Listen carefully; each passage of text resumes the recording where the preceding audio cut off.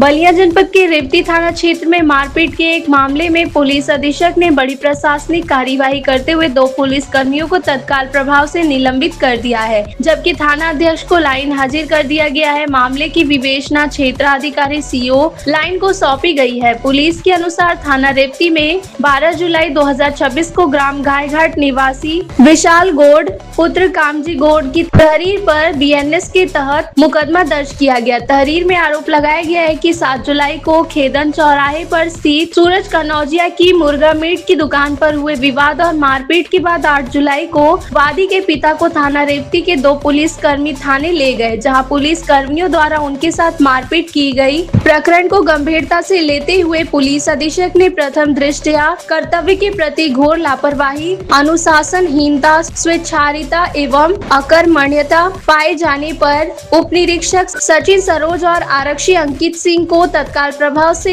निलंबित कर दिया। साथ ही थाना प्रभारी राजकेशर सिंह को लाइन हाजिर कर दिया गया। पुलिस अधीक्षक ने मामले की निष्पक्ष जांच के लिए इसकी विवेचना क्षेत्राधिकारी लाइन को सौंप दी है। वहीं प्रशासनिक व्यवस्था के तहत उप निरीक्षक अनिल कुमार सिंह को रेवती थाने का नया थाना अध्यक्ष नियुक्त किया गया है। बलिया से विजय कुमार सोनी की रिपोर्ट। जैसे कि जैसे पुलिस प्रधान आप इनके कौन लगते हो? हमार पूरा 3 भाई रहा। 3 भाई रहा। हाँ, बड़ बूढ़ा के पत्तो हमार बाप सबसे माटी रहा।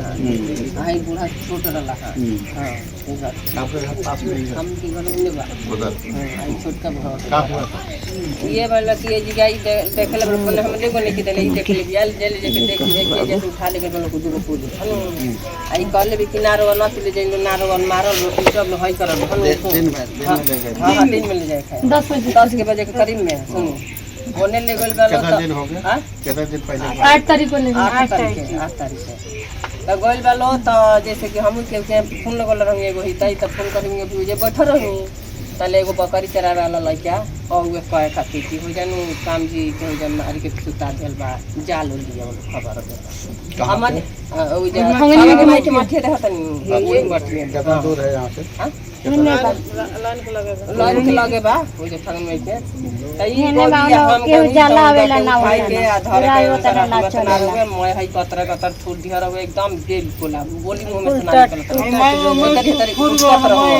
हां 3-4 ठागो बोलौले बनी जा तो बैठा के तब गति तब कर यहाँ तबीयत खराब हुई उनकी ना उन्हीं से तबीयत खराब मार के वो जब से बोल नहीं रहे थे ना चल रहे थे ना डॉक्टर लेके गोल लालो एजा रौती ले बोलो तो सरकारी में तो जवाब दे दो बलिया ले बोल बलिया से जवाब दे देलो तो बनारस से लेके गोल बनारस ब्रांच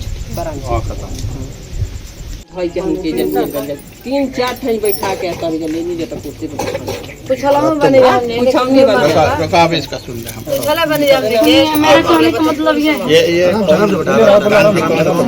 मेरे अंकल हैं। इनके बिटिया हो तुम? नहीं इनके बड़ी बहन उनकी बड़ी जेठानी। अच्छा जब प्रशासन घर से उनको ले गई तो उनको बुलाना चाहिए हम लोग को, चाहे उनको यहाँ पर छोड़ना चाहिए। नहीं क्या हुआ क्या तुम बताओ, तुमको जितनी जानकारी है। हमको वही हम पूछ रहे हैं आपसे।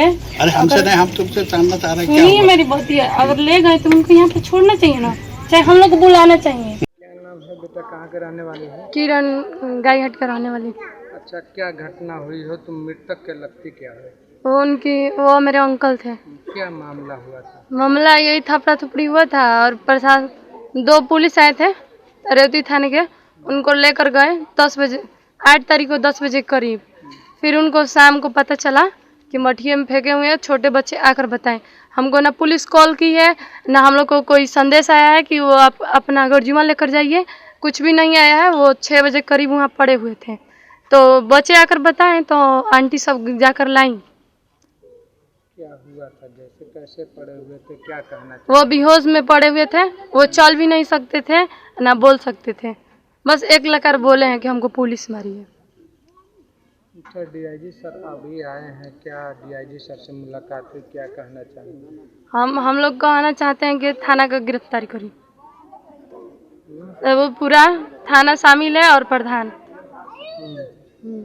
तो अब तो मुकदमा दर्ज हो गया है जो पुलिसकर्मी लेकर गए हैं, तो क्या कहना चाहेंगे? क्या हम लोग को गिरफ्तारी करना है, बस यही चाहते हैं कि हम लोग को अन्याय मिले। डीआईजी साहब से भी क्या कहा था जिस तरह से आपने कहा? हम लोग अन्याय मांग रहे हैं, हम लोग को इंसाफ चाहिए। पुलिस और प्रधान को, देवती थाने के जितने पुलिस हैं वो सब मिले होंगे ना, तभी ना मारे हैं। आप ही बताइए, 2 लोग तो लेकर गए लेकिन सब मिले होंगे तभी ना मारे होंगे। आज डीआईजी सर यहाँ बात भी की और फिर मौके पे भी गए जहाँ पर घटना हुई थी, तो क्या लगता है न्याय मिलेगा? हम लोग को चाहिए अन्याय, हम लोग को इंसाफ चाहिए और हमारे घर में किसी का नौकरी चाहिए। तुम कैसे कह सकते हो कि पुलिस ही मारी है तभी तुम्हारे अंकल का कुछ बीमारी भी हो सकता है? नहीं, बीमारी कुछ नहीं था। जब पुलिस ले गई है तो वो घर भी छोड़ सकते थे, चाहे हम लोग को बुला कर थाना में छोड़ सकते थे। 10 बजे करीब ले गई है और उधर मठिया पे फेंके हुए थे, तो बोलिए कौन मारेगा? पुलिस हमारे तो ना पास कॉल की है ना हम लोग को बुलाई है, कुछ भी नहीं बोली है। तो कैसे मारा? जैसे चोट के निशान था वो? हाँ, पूरा बॉडी उनका करिया करिया हो गया था चोट लगने से, पैर उनका ये टूट गया था। डीआईजी साहब ने क्या कहा अभी आपने? बोले हैं कि इंसाफ हम दिलवाएंगे। ये जनपद बलिया के रेवती थाना क्षेत्र के गांव गाय घाट में 7 जुलाई को 2 युवकों में मुर्गे की दुकान पे कुछ वाद विवाद हाथापाई की सूचना दी गई थी। इस सूचना पे जो लड़का आरोपित था उसके परिवार वालों को बुलाया गया था, तो पिताजी उसके थाने पे आए थे और थोड़ी देर बातचीत के बाद उनको गांव के ही कुछ लोगों की सुपुर्दगी में देके वापस भेजा गया था। बाद में बताया गया कि उनकी तबीयत खराब हुई थी और 2 दिन बाद BHU ट्रामा सेंटर में इलाज के दौरान उनकी मृत्यु हो गई थी। संपूर्ण घटनाक्रम के संबंध में परिजनों की तरफ से एक तहरीर FIR दर्ज करने के लिए प्राप्त हुई थी, जिसमें जो 2 पुलिसकर्मी उसको यहाँ उसके घर से लेके थाने पे गए थे उनको नामजद करते हुए गांव के 3 अन्य व्यक्तियों को भी, जो बाद में उनको सुपुर्दगी में थाने से लेके वापस आए थे, तो उनको आरोपित करते हुए हत्या का एक मुकदमा थाना रेवती पे पंजीकृत कराया गया है। सब परिजनों का आरोप है कि पुलिस की पिटाई से मौत हुई। मृतक का BHU ट्रामा सेंटर में पोस्टमार्टम हुआ है और जो पुलिसकर्मी इसमें आरोपित हैं, प्रथम दृष्टया उनकी लापरवाही पाते हुए उनको निलंबित किया गया है। जो हल्के के दरोगा जी थे उनको और एक अन्य सिपाही जो साथ में यहाँ से लेके गए थे। पूरे जो मुकदमा दर्ज हुआ है उसकी निष्पक्ष जांच पुलिस के राजपत्रित अधिकारी, महिला अधिकारी यहाँ पे CO लाइन्स बलिया में नई अभी बाहर से आई हैं, तो उनको उस पूरे मुकदमे की निष्पक्ष पारदर्शी तरीके से विवेचना करने के लिए निर्देशित किया गया है। DM साहब से भी अनुरोध किया जा रहा है पूरे मामले की मजिस्ट्रियल जांच भी करा लेंगे, जिससे किसी को कोई शंका शुबह किसी तरह के आरोप लगाने की कोई गुंजाइश न रहे। क्या आपको लगता है सर कि पुलिस को जब पुलिस से पकड़ के ले गई, अपनी हिरासत में ले गई थाने में, उसके बाद परिवार के लोगों को जानकारी देनी चाहिए थी पुलिस को? प्रथम दृष्टया जो लापरवाही पुलिस कर्मियों की, जो इनको साथ में यहाँ से ले गए थे और गांव के व्यक्तियों को उन्होंने सुपुर्द किया था, तो उनको लापरवाही पाते हुए निलंबित किया गया है। उसमें दोनों पुलिस कर्मियों को भी नामजद करते हुए परिजनों से तहरीर प्राप्त हुई थी और जो गांव के 2 अन्य एक और व्यक्ति को नामित गिरफ्तारी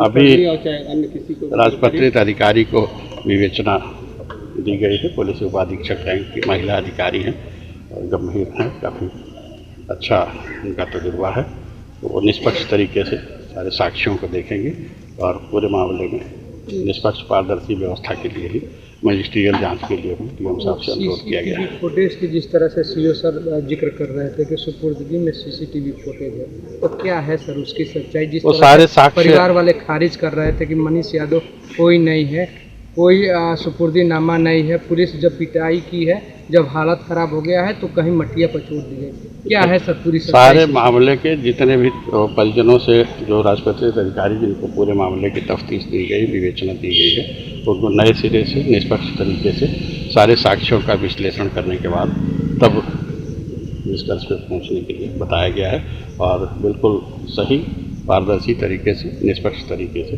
पूरे मामले की विवेचना होगी। विशाल राजभर किसी मामले में वांछित था सर, जो विशाल राजभर मृतक के जो पुत्र है, किसी मामले में वांछित था क्या?